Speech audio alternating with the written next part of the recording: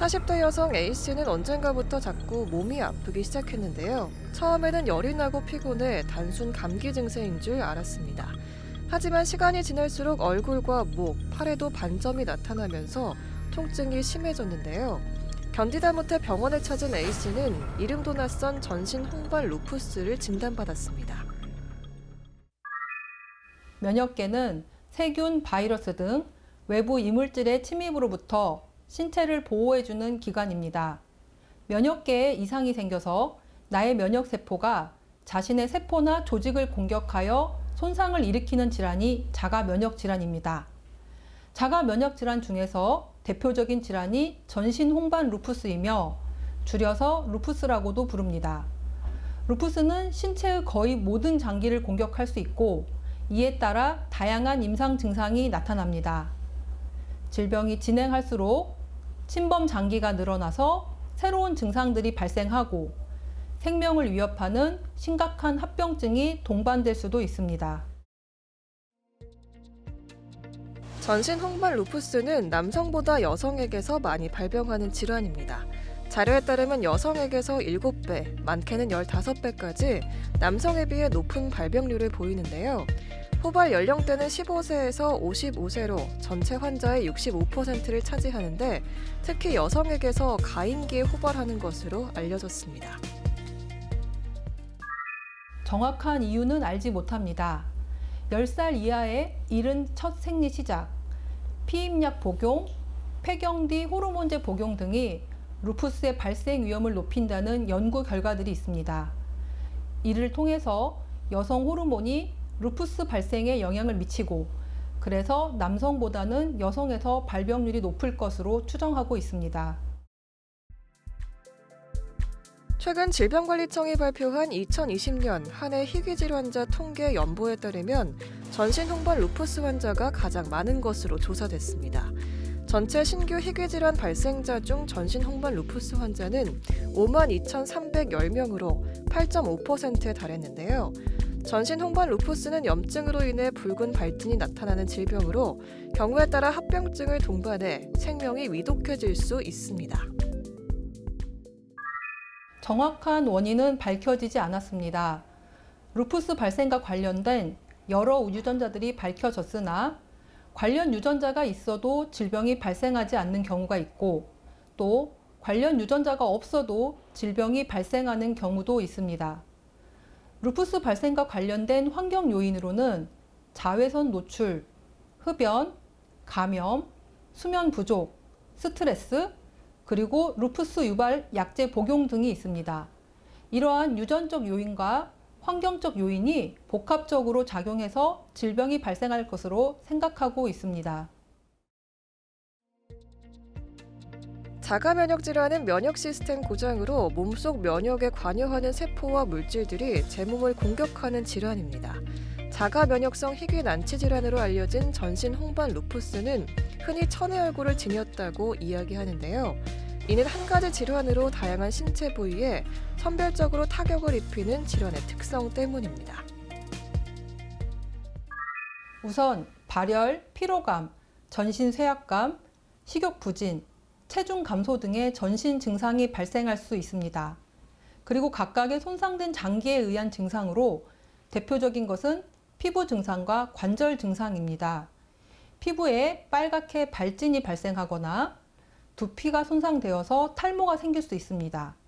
그리고 관절 증상으로는 관절에 염증이 발생하거나 이에 따라 관절 변형이 올 수도 있습니다. 그 외에도 신장이나 심장이 손상되게 되면 몸에 부종이 발생하거나 폐에 부종이 발생할 수도 있고 신장염증에 의해서 신장 기능이 소실된다면 소변을 통한 노폐물 배출이 되지 않아 신장 투석이나 신장 이식을 받아야 할 수도 있습니다.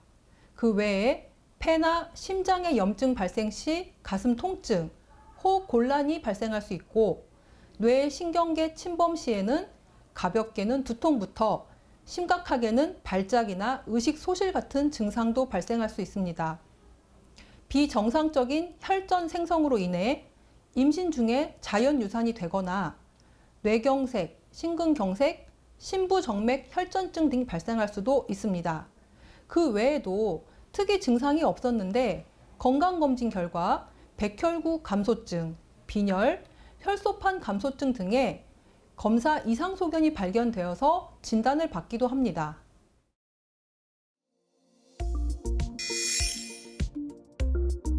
전신 홍반 루푸스는 다음 11가지 중 4가지 이상이 나타날 때 진단하게 됩니다.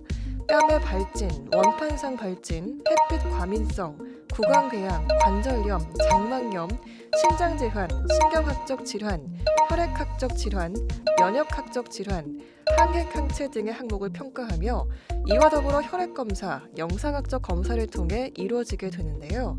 자가항체 검사는 자가면역 질환에서 흔하게 나타나는 항체들을 측정해 진단 및 질병의 경과를 파악하고 일반적인 혈액검사, 간기능 검사, 신장기능 검사를 통해 치료제의 부작용이나 다른 장기의 침범은 없는지를 확인합니다.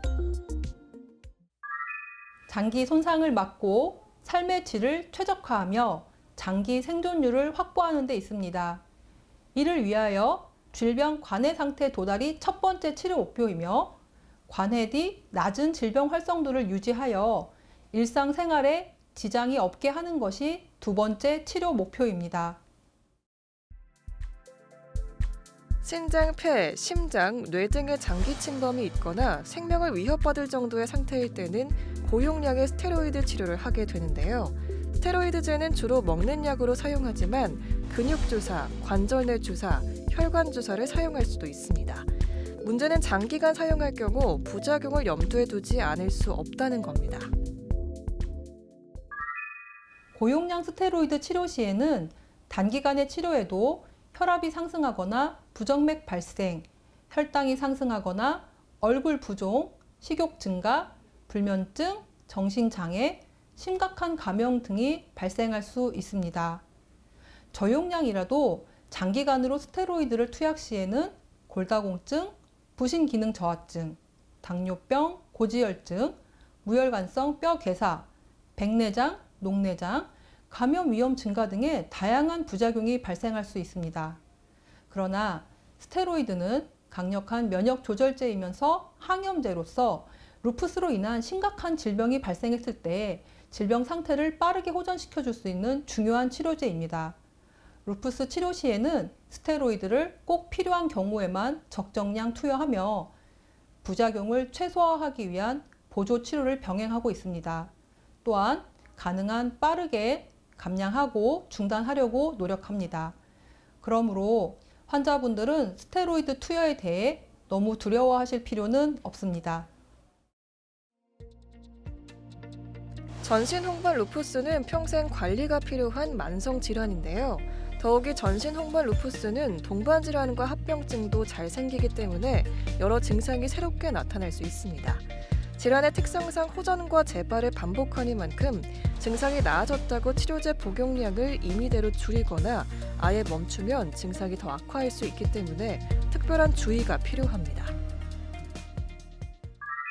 자외선, 흡연, 감염, 수면 부족, 정신적 스트레스 등이 루푸스 질병 악화의 요인입니다. 첫 번째로 자외선에 노출되는 것을 막기 위해서 자외선 차단제 사용, 그리고 장시간 야외 활동 시에는 모자나 양산을 사용하는 것이 좋습니다.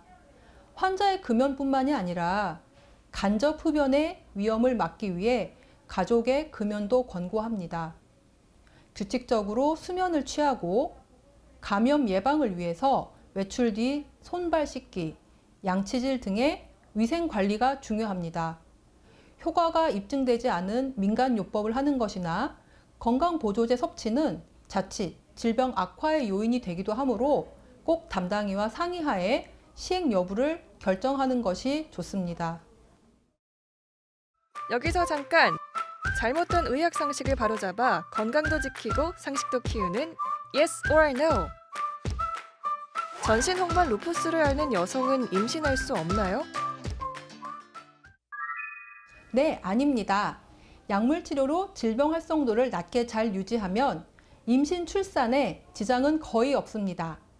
환자의 질병 상태에 따라서 임신 출산 시 주의해야 할 점이 다르므로 자가로 약물 치료를 중단하지 마시고 담당의와 상의하에 적절한 임신 시기 결정, 약물 조정을 하는 것이 중요합니다. 잘못된 의학상식 깨치기 Yes or No. 두 번째, 전신 홍반 루푸스 환자는 생백신을 접종할 수 없다는데 사실인가요? 네, 아닙니다. 루푸스 환자에서 생백신 접종은 특별한 위험성은 없습니다. 오히려 적절한 백신 접종을 통해서 감염을 예방하는 것이 루푸스 환자의 건강에 큰 도움이 됩니다. 전신 홍반 루푸스는 아직 완치가 힘들지만 치료를 꾸준히 받으면 염증과 증상이 많이 개선돼 일상생활에 큰 문제가 없습니다. 하지만 전신 홍반 루푸스는 별다른 이유 없이 병이 악화하기도 하고 증상과 병의 진행 과정도 개인마다 여러 가지 형태로 나타나기 때문에 올바른 진단과 치료를 위해선 주치의와 잘 협력하여 열심히 치료받아야겠습니다. 루푸스는 완치 불가능한 병이 아닙니다. 조기 진단, 조기 치료 시 장기의 손상을 막거나 최소화하여서 일상생활을 정상적으로 영위할 수 있으며 굉장히 좋은 치료제가 많고 신약도 꾸준히 개발되고 있으므로 환자분들이 용기를 잃지 마시고 꾸준히 치료를 받으시기를 바랍니다.